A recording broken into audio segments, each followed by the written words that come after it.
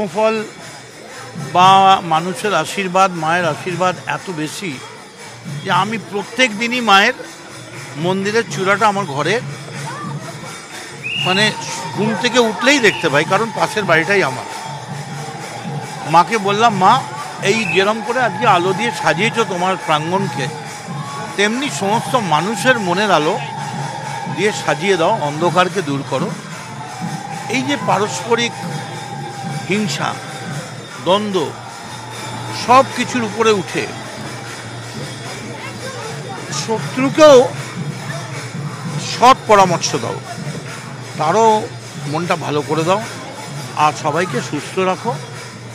বাংলায় মমতা বন্দ্যোপাধ্যায়ের নেতৃত্বে যে বিশাল উন্নয়নের যজ্ঞ চলছে, আরও বেশি যাতে উন্নয়ন হয় তার জন্য মমতা বন্দ্যোপাধ্যায়কে আরও শক্তি দাও।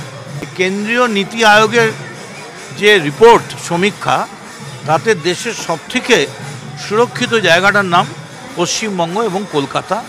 এখানে নারীরা যথেষ্ট নিরাপদ।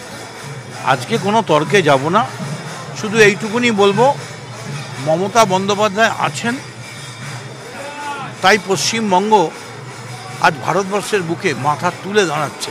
আর তাই যখনই পাঞ্জাব সিন্ধু গুজরাট মারাঠা গান বা ভারতবর্ষের পলিটিক্স নিয়ে উঠছে, সবার আগে পশ্চিমবঙ্গের নামটা আসছে। তার কারণ পশ্চিমবঙ্গের মুখ্যমন্ত্রীর নাম মমতা বন্দ্যোপাধ্যায়।